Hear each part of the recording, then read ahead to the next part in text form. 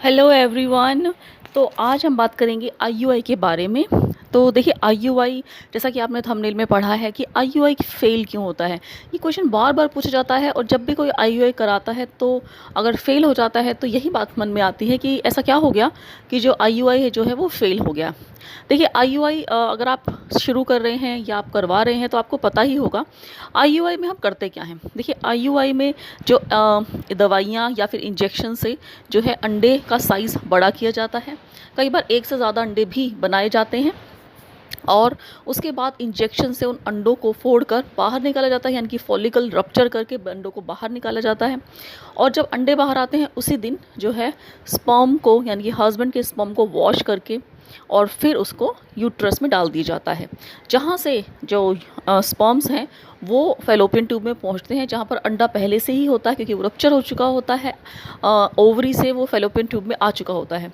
और फिर उसके बाद जो है स्पर्म जो है इंजेक्ट कर दिए जाते हैं, उसी को हम आईयूआई कहते हैं, यानी कि इंट्रा यूट्राइन इंसेमिनेशन, यानी कि स्पर्म्स को हमने यूट्रस में डायरेक्टली वॉश करके डाल दिया है। तो इससे जो है जो स्पर्म है वो नली में जाते हैं, फैलोपियन ट्यूब में जाते हैं और वहाँ पर फर्टिलाइजेशन हो जाती है और फिर जो है एम्ब्रियो बन जाता है। तो ये पूरा प्रोसीजर है आईयूआई का। तो अब हम जानेंगे कि आईयूआई के फेल होने के क्या कारण हो सकते हैं। सबसे पहला कारण ये होता है कि आपकी जो है फर्टिलाइजेशन ही नहीं हुई, यानी कि जो एग है और पति के शुक्राणु जो है वो मिले ही नहीं, यानी कि एम्ब्रियो जो है वो बना ही नहीं। अगर एम्ब्रियो ही नहीं बनेगा तो प्रेगनेंसी होगी ही नहीं। तो फिर इस तरीके से आपका जो आईयूआई है वो फेल हो जाता है। तो ऐसा कई कारणों से होता है, या तो जो पति के शुक्राणु हैं उनकी क्वालिटी बहुत ज़्यादा अच्छी नहीं है और वो अंदर ही पेनिट्रेट नहीं कर पाते हैं एग के, यानी कि एग की जो शेल होती है उसको तोड़ नहीं पाते हैं और जो है फर्टिलाइजेशन नहीं होती है। या फिर अंडे के अंदर प्रॉब्लम होती है, अंडे की जो बाहर की शेल है वो काफ़ी हार्ड होती है और फिर जो है उसमें वो अंडर पेनिट्रेट ही नहीं कर पाते स्पर्म। तो इस तरीके से जो है फर्टिलाइजेशन हो ही नहीं पाती। तो नंबर सेकंड इसका रीज़न ये हो सकता है कि आपकी फर्टिलाइजेशन भी हो गई है, एम्ब्रियो भी बन गया है, लेकिन एम्ब्रियो जो है उसकी क्वालिटी इतनी अच्छी नहीं बनी है। क्वालिटी से कहने का मतलब ये है कि एम्ब्रियो जब बनता है तो उसको अपनी बाहर की शेल तोड़कर बाहर आना होता है और आपके बच्चेदानी में जो है चिपकना होता है। तो कई बार जो है एम्ब्रियो अच्छा बनता है लेकिन बच्चा जो बाहर की जो कवरिंग होती है एम्ब्रियो की, उसको एम्ब्रियो तोड़ नहीं पाता और बाहर नहीं आ सकता है कोटिंग से और फिर बच्चेदानी पर चिपक ही नहीं पाता। तो ये एक रीज़न हो गया। दूसरा, उसके अंदर कुछ एबनॉर्मलिटी है, कुछ एबनॉर्मल है, जेनेटिक्स जो उसकी ऐसी है कि जो है वायबल नहीं है वो। और अगर उसमें कोई जेनेटिक डिफेक्ट होता है एम्ब्रियो में तो जो नेचर होती है वो उसकी इम्प्लांटेशन को फेलियर खुद ही कर देती है, या तो इम्प्लांटेशन फेलियर हो जाएगा या फिर जो बच्चे की इम्प्लांटेशन होने के बाद जो है ग्रोथ रुक जाएगी और पीरियड आने से पहले ही अबॉर्शन हो जाता है। तो इसका पता ही नहीं लगता कि जो है इम्प्लांटेशन हुई थी, प्रेगनेंसी हुई थी और जो है अबॉर्शन हो गया है पहले, क्योंकि आपके पीरियड्स आ जाएंगे, आपको ऐसा लगेगा पीरियड्स आ जाएंगे। तो ये भी एक रीज़न रहता है जो है आईयूआई के फेल हो जाने का। इसके अलावा कई बार एंडोमेट्रियल लाइनिंग, यानी कि जो बच्चेदानी की जो परत है जहाँ पर एम्ब्रियो को चिपकना होता है भ्रूण को, और वो जो है या तो पतली होती है, थिन होती है, या फिर उसकी रिसेप्टिविटी इतनी अच्छी नहीं है कि वो जो है इम्प्लांटेशन जो है हो सके वहाँ पर, या फिर आपका जो है प्रेगनेंसी को कैरी कर सके। इसलिए कई बार देखा गया है कि इम्प्लांटेशन भी हो जाती है, प्रेगनेंसी भी हो जाती है, लेकिन बाद में जाकर जो है कंटिन्यू नहीं रहती प्रेगनेंसी, अबॉर्शन हो जाता है। तो वो इसलिए होता है क्योंकि आपकी जो एंडोमेट्रियल लाइनिंग है उसमें इतनी जो है पावर नहीं है, वो इतनी रिसेप्टिव नहीं है, उसके अंदर इतनी जो है कैपेसिटी नहीं है कि वो प्रेगनेंसी को कैरी कर सके। तो इन सब चीज़ों में जो है आपको आपके खाने पर आपको सबसे ज़्यादा ध्यान देना है। अगर आप खाने पर ध्यान देंगे तो आपकी जो एग की क्वालिटी है फीमेल की वो अच्छी होगी, और अपने हस्बैंड की भी अगर वो डाइट ठीक से लेंगे तो उनकी स्पर्म की क्वालिटी भी अच्छी होगी। दूसरी, अगर फीमेल की डाइट अगर सही होगी तो एंडोमेट्रियल लाइनिंग भी जो है सही बनेगी, सही मोटाई भी बनेगी। बाकी रिसेप्टिविटी के लिए जो है वो स्ट्रेस रिस्पॉन्सिबल होता है, हॉर्मोन्स जो है रिस्पॉन्सिबल होते हैं। तो अगर आप जो है ज़्यादा टेंशन लेते हैं या स्ट्रेसफुल आपकी जो है पूरा लाइफस्टाइल है तो फिर आपकी रिसेप्टिविटी कम हो जाती है। तो देखिए ये सब बातें जो हैं आपको कोई समझाता नहीं है, इसीलिए जो फीमेल्स हैं ट्रीटमेंट तो ले रही होती हैं, दवाइयाँ भी ले रही होती हैं और खाना भी सही से खा रही होती हैं, सब कुछ सही सही कर रही होती हैं, उनका सब कुछ सही भी जाता है, फॉलिकल भी ठीक बनते हैं, स्पर्म की क्वालिटी भी ठीक होती है, सब कुछ ठीक होता है, एंडोमेट्रियल की मोटाई भी ठीक होती है, ये जो लाइनिंग होती है उसकी जो है थिकनेस भी सही होती है, लेकिन रिसेप्टिविटी आप उसका पता नहीं लगा सकते हैं। रिसेप्टिविटी अगर ठीक नहीं होगी, वो स्ट्रेस से जो है रिसेप्टिविटी कम हो जाती है स्ट्रेस लेने से। तो अगर आप कहीं न कहीं स्ट्रेस लेते हैं तो आपका पूरा हार्मोनल इम्बैलेंस हो जाएगा, रिसेप्टिविटी कम हो जाएगी और आपके इम्प्लांटेशन होने के चांसेस जो हैं वो कम हो जाएँगे। और चाहे आपका सब कुछ फर्टिलाइज़ेशन भी ठीक हो गया है, सब कुछ हो गया है, तब भी आपकी प्रेगनेंसी नहीं होगी।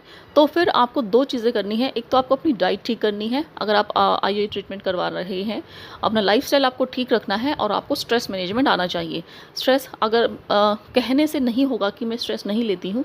देखिए सबकॉन्शियस जो है स्ट्रेस होता है, कॉन्शियस टेंशन होती है, क्योंकि फैमिली की तरफ से जो है प्रेशर होता है, हस्बैंड की तरफ से प्रेशर होता है, अपनी खुद की जो है काफ़ी इच्छाएं रहती हैं कि बच्चा हो जल्दी से, तो वो अपने आप जो है सबकॉन्शियस लेवल पर आपकी जो टेंशन है, स्ट्रेस है, वो बिल्डअप हो जाता है।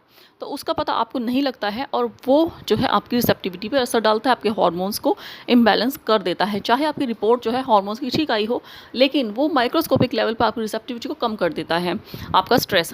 तो इसलिए जो सबकॉन्शियस टेंशन होती है उसको आप कैसे दूर करेंगे, उसके लिए स्ट्रेस मैनेजमेंट होती है। तो मैंने काफ़ी वीडियोज़ इस पर बनाई हैं।